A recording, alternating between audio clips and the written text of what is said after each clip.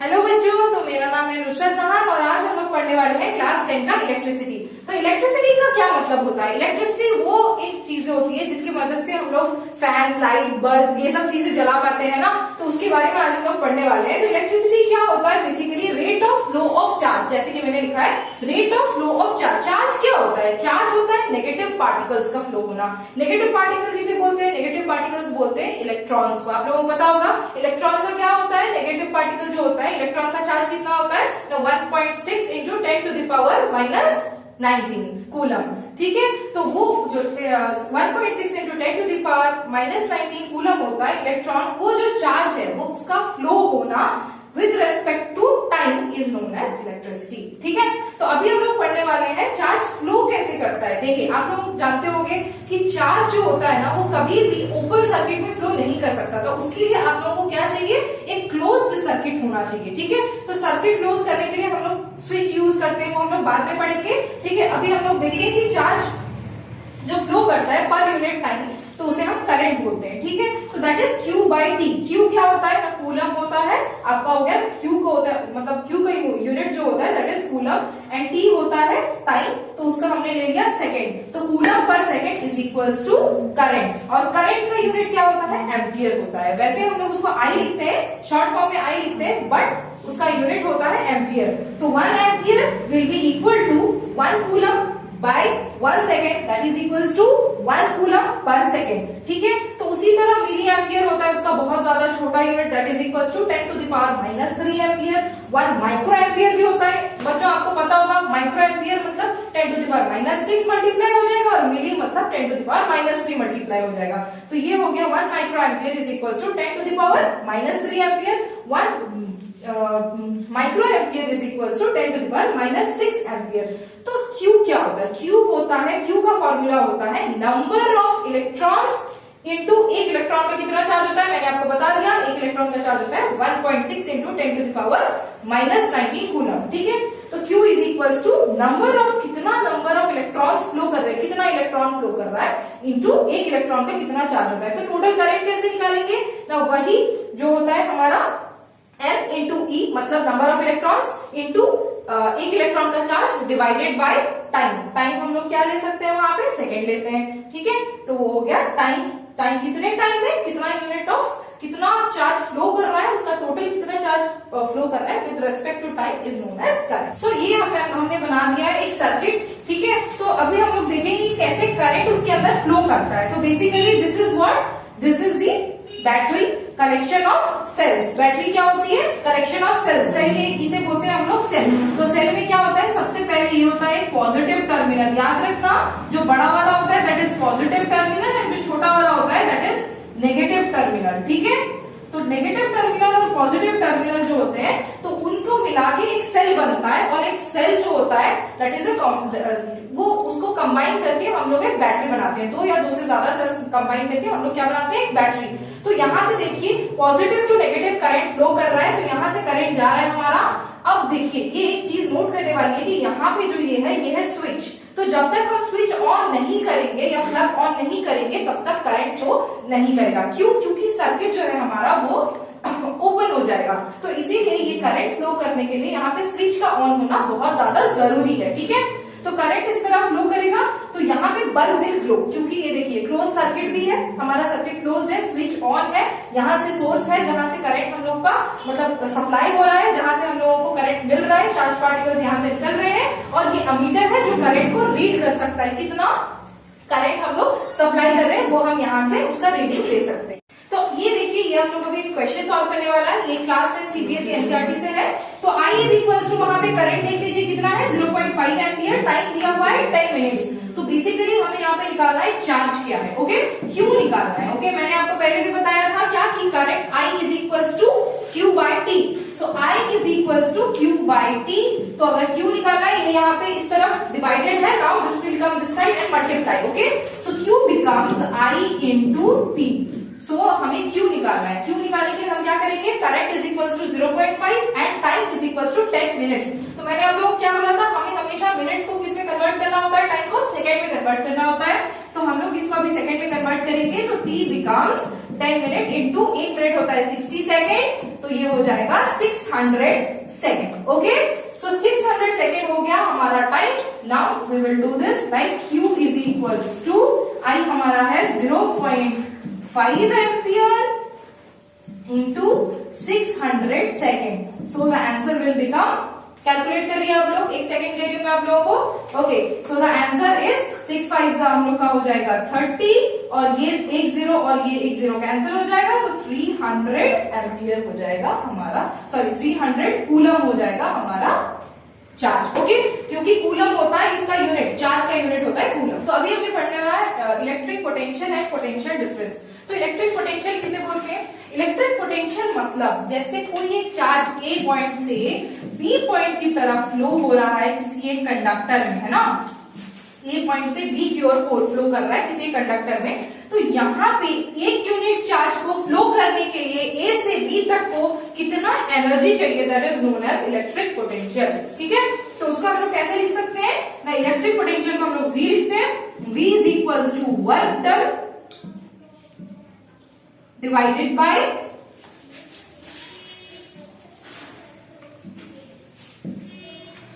Charge. Okay, so work done divided by charge का मतलब होता है पोटेंशियल डिफरेंस। मतलब जैसे मैं बोलूंगी कि आपको भागना है ए पॉइंट से बी पॉइंट के अंदर, तो आप ए से स्टार्ट करेंगे और बी पे पहुंचेंगे, तो आपके पास एनर्जी ए पे कितनी थी और बी पे पहुंचने के बाद कितनी बची। तो बेसिकली ये डिफरेंस है, किस चीज का डिफरेंस है ना, पोटेंशियल का डिफरेंस है, आपकी ताकत का डिफरेंस है, कहां पे, आपकी एनर्जी का डिफरेंस है, जब आप ए पे थे और जब आप बी पे गए। तो इसीलिए इसको हम क्या बोलते हैं, पोटेंशियल डिफरेंस और इलेक्ट्रिक पोटेंशियल। मतलब इलेक्ट्रिक पोटेंशियल मतलब वो जो चार्ज जो फ्लो कर रहा है ए पॉइंट से लेके बी पॉइंट तक का, तो उसके अंदर वो फ्लो करने के लिए उसको कितना एनर्जी चाहिए, that is equal to work done divided by हो गया हमारा चार्ज। ओके, तो अभी हम लोग इसके ऊपर एक क्वेश्चन सॉल्व करने वाले हैं। तो 1 volt is equals to 1 joule by 1 coulomb. तो हम क्या बेसिकली पोटेंशियल डिफरेंस को किसमें मेजर करते हैं, वोल्ट में मेजर करते हैं। तो 1 वोल्ट इज इक्वल्स टू कितना होता है, 1 जूल होता है हमारा एनर्जी का यूनिट, और डिवाइडेड बाय 1 कूलम हो गया हमारा चार्ज का यूनिट। तो 1 joule energy divided by 1 coulomb जो हमारा चार्ज है, तो 1 जूल पर कूलम हो गया हमारा 1 volt. Okay, so now it is measured इन, जो पोटेंशियल डिफरेंस होता है या फिर पोटेंशियल होता है, that is measured in voltmeter. ठीक है, voltmeter is a device which is used to measure हमारा पोटेंशियल डिफरेंस, और उसको क्या बोल सकते हैं, इलेक्ट्रिक पोटेंशियल। ओके, सो ये भी एनसीईआरटी का क्वेश्चन है जो हम लोग अभी सॉल्व करने वाले हैं। That is equals to Q is equals to given है, यहाँ पे चार्ज गिवन है आपका, that is equals to 2 coulomb. Now V is equals to वो भी गिवन है, दैट इज 12 वोल्ट। हमें वर्क डन फाइंड करना है, तो जैसे कि हमें पता है V is equals to W by Q। So अभी हमको वर्क डन चाहिए, तो वही this coulomb will B, this charge will be multiplied with V। तो यहाँ पे क्या हो जाएगा, work done is equals to V into Q। Okay बच्चों, तो V कितना दिया हुआ है यहाँ पे 12 वोल्ट, एंड Q कितना दिया हुआ है यहाँ पे 2 coulomb. So now this will be multiplied, 12 2s are 24। Work का यूनिट क्या होता है, जूल। तो हो गया 24 joule is the work done. तो अभी हम लोग पढ़ने वाले हैं ओम्स लॉ। ओम्स लॉ क्या होता है, ओम्स लॉ होता है, बच्चों ध्यान से सुनना, करंट होता है इस डायरेक्शन में, हम लोग ले रहे हैं ग्राफ, करंट ले रहे हैं एक्स एक्सिस, और वोल्टेज ले रहे हैं हम लोग वाई एक्सिस, पोटेंशियल डिफरेंस हो गया वाई एक्सिस, करंट हो गया एक्स एक्सिस। ओके, तो अभी हम लोग देख रहे हैं कि ये दोनों यार डायरेक्टली प्रोपोर्शनल है। जैसे कि ग्राफ ऐसा होता है ना बच्चों की, ये होता है ऐसा ग्राफ हुआ, मतलब वो लोग क्या है, डायरेक्टली प्रोपोर्शनल है। तो ये हो गया V and I are directly proportional. Okay, तो V and I are directly proportional. जितना आप लोग पोटेंशियल डिफरेंस बढ़ाओगे उतना ही उसका करंट बढ़ेगा। अगर आप लोग सोच लीजिए, आप लोग किसी भी चीज का करंट को बढ़ा रहे हैं, सपोज आप लोग वोल्टेज बढ़ा रहे हैं, तो फिर करंट भी उसका इंक्रीज होगा। इसीलिए मैंने क्या बोलते हैं इसको, V is directly proportional to I। तो पोटेंशियल बढ़ाओ, एनर्जी बढ़ाओ, करंट फ्लो ज्यादा करेगा, क्योंकि चार्ज ज्यादा फ्लो करेंगे, एक पॉइंट से बी पॉइंट तक का ज्यादा फ्लो कर जाएंगे इलेक्ट्रॉन्स, और भी सारे इलेक्ट्रॉन्स एकदम फ्लो करते रहेंगे। तो वोल्टेज बढ़ गया, इसका मतलब दिस इज डायरेक्टली प्रोपोर्शनल, तो करंट ज्यादा प्रोड्यूस होगा, तो this is directly proportional to I। और एक चीज इसमें होता है, दैट इज रेजिस्टेंस, यहाँ पे आती है। तो रेजिस्टेंस क्या होता है, बेसिकली रेजिस्टेंस होता है हमारा, जैसे इसका नाम होता है, रेजिस्टेंस होता है the opposition to the flow of current. It is the opposition to the flow of current।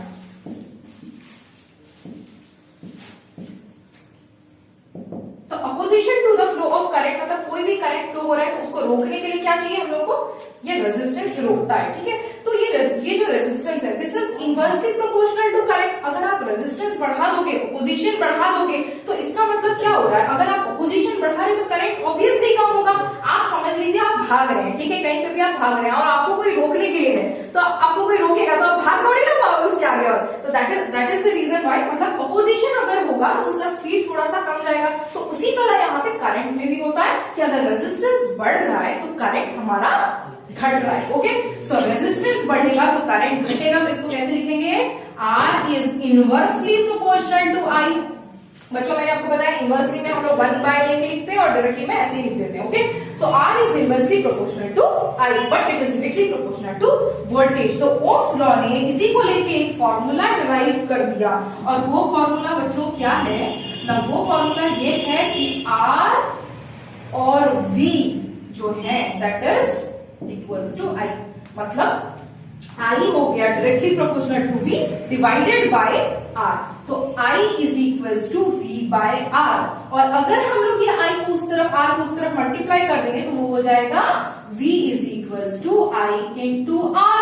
तो ओम्स लॉ बोलता है कि V is equals to I into R। तो इसका मतलब है वोल्टेज को हम कैसे निकाल सकते हैं ना, अगर हम लोग करंट इंटू रेजिस्टेंस कर लेंगे तो वोल्टेज हमारा निकल जाएगा। ओके, सो लेकिन यहाँ पे ओम्स भाई साहब ने एक हमारा यहाँ पे एक चीज बोला है, वो है the temperature and pressure should be constant. The temperature and pressure मैंने शॉर्ट फॉर्म में लिखा है, आप लोग पूरा लिखिएगा, should be constant. Okay, should be constant, इसे कांस्टेंट रहना चाहिए। ठीक है, आप टेम्परेचर बढ़ा रहे हैं और बोल रहे हैं कि यार वही करंट इंक्रीज क्यों नहीं हो रहा है या क्यों हो रहा है, तो यहाँ पे क्या हो रहा है, टेम्परेचर और प्रेशर शुड बी कांस्टेंट, ये है उसका condition. But V is directly proportional to I into R, that is equals to V is equals to I into R।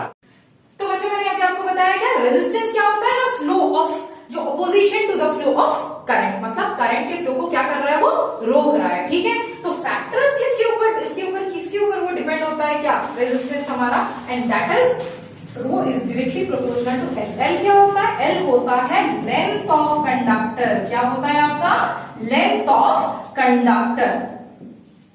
ठीक है ना, अब समझना। तो उसी तरह से अगर आप लोग रेजिस्टेंस को बढ़ाना चाहते हैं, मतलब ऑपोजिशन को बढ़ा रहे हैं, मतलब करंट क्या हो रहा है, कम हो रहा है, तो अगर आप करंट को कम करना चाह रहे हैं तो आप लेंथ को कम रखिए, क्योंकि अगर ज्यादा लेंथ रहेगा तो फिर रेजिस्टेंस जो हमारा है वो ज्यादा रहेगा। ठीक है, तो resistance is directly proportional to L। ठीक है, तो लेंथ बढ़ा दीजिए। अब समझ लीजिए इतना लंबा सा पाइप है, मैंने वहां से सपोज एक कंडक्टर बहुत लंबा है, तो यार करंट फ्लो कर रहा है आहिस्ता आहिस्ता, फिर वो स्लो होके एकदम खत्म हो जाएगा। इसका मतलब आप जितना लेंथ बढ़ा रहे हैं रेजिस्टेंस उतना बढ़ रहा है। ठीक है, तो resistance is inversely proportional to 1 by area. समझ लीजिए मोटा सा पाइप है, ठीक है, और उस मोटे से पाइप में आपको पानी फ्लो कराना है, तो यार बहुत सारे पानी एक साथ निकल जाएंगे, तो एरिया ऑफ क्रॉस सेक्शन बड़ा हो जाएगा। अगर सपोज समझ लीजिए इतने से पाइप में फ्लो करेगा, इतना सा पाइप है, उसका एरिया इतना है, उसमें वो फ्लो करेगा, जितना स्पीड से फ्लो करेगा इसमें ज्यादा स्पीड होगा। तो वही होता है, क्या हो गया, मैंने एरिया बढ़ा दिया। अगर मैंने एरिया बढ़ाया, पहले एरिया कम था, तो एरिया कम में क्या होता था, कम करंट फ्लो करता था, बट एरिया ज्यादा है तो करंट ज्यादा फ्लो करेगा। तो एरिया ऑफ क्रॉस सेक्शन बढ़ाने से करंट बढ़ रहा है, तो भैया रेजिस्टेंस क्या हो जाएगा, घट जाएगा, क्योंकि वो दोनों क्या है, इनवर्सली प्रोपोर्शनल। तो इसीलिए resistance is inversely proportional to area. Area बढ़ा दोगे तो करंट ज्यादा चला जाएगा, जिसकी वजह से रेजिस्टेंस क्या है, घट जाएगा। तो इसका मतलब resistance and area are both inversely proportional, और लेंथ के साथ वो क्या है, डायरेक्टली प्रोपोर्शनल, क्योंकि अगर आप लेंथ बढ़ा रहे हैं तो उसका रेजिस्टेंस क्या हो रहा है, बहुत ज्यादा बढ़ जा रहा है, क्योंकि अगर आप लेंथ बढ़ा रहे हैं तो रेजिस्टेंस तो बढ़ेगा ही, क्योंकि यार उसका जो करंट है वो तो कम जा रहा है, करंट कम रहा है मतलब रेजिस्टेंस बढ़ रहा है। तो these two are directly proportional, these are inversely proportional. तो मैंने क्या बोला है, ये साइन को अगर इक्वल टू में चेंज करना है तो हमें रो मल्टीप्लाई करना जरूरी है। तो हम यहाँ पे एक कांस्टेंट मल्टीप्लाई कर रहे हैं, रो जिसे बोलते हैं, दैट इज रेजिस्टिविटी कांस्टेंट। याद रखिए बच्चों, रेजिस्टिविटी कांस्टेंट, ये हर एक मटेरियल का अलग वैल्यू होता है, आपको पढ़ेंगे एनसीईआरटी में दिया हुआ है, एक मटेरियल का, हर एक मटेरियल का अलग अलग उसका वैल्यूज होता है, तो उसको आप डाल सकते हैं। देन L बाय ए, L क्या है हमारा, लेंथ हो गया, A क्या है, एरिया ऑफ क्रॉस सेक्शन, तो रो इंटू L बाय ए। तो ये देखिए अभी हम एनसीईआरटी का ये भी एक क्वेश्चन है, इसको सॉल्व करना है। तो वोल्टेज इसमें गिवन है, वोल्टेज आपका कितना है 220 वोल्ट बच्चों। R इज इक्वल्स टू 1200 ओम। आई निकालना है, करंट निकालना है। मैंने क्या बताया, करंट का फॉर्मूला क्या है, I is equals to V by R। तो हम लोग क्या कर सकते हैं, V कितना है 220 वोल्ट बाय R दिया है 1200 ओम। ठीक है, रेजिस्टेंस का यूनिट क्या होता है, ओम। तो इसको अभी हम डिवाइड करेंगे तो हमारा आंसर कितना निकलेगा, इसका आंसर निकलेगा हमारा 0.18 एम्पियर। एम्पियर क्यों लिखा, क्योंकि यार करंट का यूनिट क्या होता है, एम्पियर होता है, तो उसको लिख लिया मैंने। तो अब ये हमने क्या करना है, रेजिस्टर्स इन सीरीज देखना है। ठीक है, तो रेजिस्टर्स का कनेक्शन देखना है, किस तरह हम लोग कनेक्शन करेंगे रेजिस्टर्स का। तो ये हो गया हमारा एक रेजिस्टर जो है R1, दूसरा हो गया हमारा R2। दोनों का हमने किसमें कनेक्शन कर दिया है, सीरीज में। सीरीज मतलब आजू बाजू, जो जैसे मैं बैठी हूँ मेरे साइड में कोई और बैठा है, तो हम लोग किसमें बैठे हैं, सीरीज में बैठे हैं। तो इसका मतलब यहाँ पे ये दोनों एक दूसरे के साइड में है। तो बच्चों ये हो गया R1 और ये हो गया R2। तो दोनों को हम लोग को इक्विवेलेंट रेजिस्टेंस मतलब टोटल रेजिस्टेंस पहले निकालना है। कैसे निकालेंगे, R1 प्लस R2। मतलब आपको याद रखना है, अगर ये सीरीज में है, अगर ये सीरीज में है तो this will be R1 plus R2। अगर ये पैरेलल में है तो वो देखते हैं आगे फिर। लेकिन अगर सीरीज में है तो उसके ऊपर से फिर वोल्टेज सप्लाई हो रहा है, फिर करंट है उसमें, तो आप लोग ओम्स लॉ लगा के कुछ और अगर पूछा होगा, सपोज वोल्टेज पूछा होगा, करंट दिया होगा, तो वोल्ट और रेजिस्टेंस आप टोटल निकाल के उसको निकालना है आपको, तो वैसे आप कर सकते हैं। ठीक है, आपको क्या करना है, बस R1 प्लस R2 अगर सीरीज में है, इस तरह है। तो अभी हम लोग पढ़ने वाले हैं रेजिस्टर्स इन पैरेलल। अगर हम लोग रेजिस्टर्स को पैरेलली रख रहे हैं, जैसे एक रेजिस्टर ऊपर और उसके दूसरा उसके नीचे है जो पैरेलली कनेक्टेड है, तो उसका फॉर्मूला क्या बन जाएगा, R इक्विवेलेंट मतलब R टोटल जब हम निकाल रहे हैं that will be equal to 1/R1 plus 1/R2। 1/R equivalent will be equal to 1/R1 plus 1/R2। तो जैसे अगर सपोज एक ले लेते हैं वैल्यू, R1 सपोज दिया हुआ है 1/4, तो 1/4 प्लस 1 ये सपोज दिया है 1/2। तो इन दोनों को ऐड करेंगे तो कितना बनेगा हमारा, इन दोनों को ऐड करने से ये हमारा हो जाएगा 4, ये हो जाएगा 1 प्लस 2 मतलब 3/4। अब ये जो 3/4 R इक्विवेलेंट बन रहा है 3/4, 1/R इक्विवेलेंट कम्स 3/4, तो R इक्विवेलेंट इक्वल टू 4/3। उसका रेसिप्रोकल कर देंगे तो ये निकल गया ये हमारा। सपोज हमें अगर सीरीज लेना है, ठीक है, तो सीरीज में क्या होता है हमारा, ये ले लिया हमने सपोज 4 और ये ले लिया 2, तो 4 प्लस 2 मैंने बोला है ना सीरीज में सिंपली ऐड करते हैं, तो 4 plus 2 that is equal to 6 ohm. हमारा हो गया 6 ओम, बट यहाँ पे कितना आ रहा है 4/3 ओम। तो इसका मतलब क्या हो रहा है, कौन सा ज्यादा है, ऑब्वियसली 6 ओम ज्यादा है। तो इसका मतलब जब भी हम लोग सीरीज में कनेक्ट कर रहे हैं किसी भी दो रेजिस्टर को, तो total resistance will be always more than parallel. Okay, तो पैरेलल से हमेशा ज्यादा रेजिस्टर होता है सीरीज में, जब हम लोग सीरीज में रेजिस्टर्स को कनेक्ट करते हैं। ठीक है, तो इसीलिए अगर ज्यादा चाहिए रेजिस्टेंस तो हम लोग क्या कर सकते हैं, उसको सीरीज में कर सकते हैं, और अगर हम लोग को कम चाहिए तो हम लोग उसको पैरेलल में ऐड करेंगे। तो आज का ये हमारा वीडियो अभी खत्म होता है। सो थैंक यू, एंड अगर आपको मेरा वीडियो अच्छा लगे तो इसे लाइक, शेयर और सब्सक्राइब जरूर करें।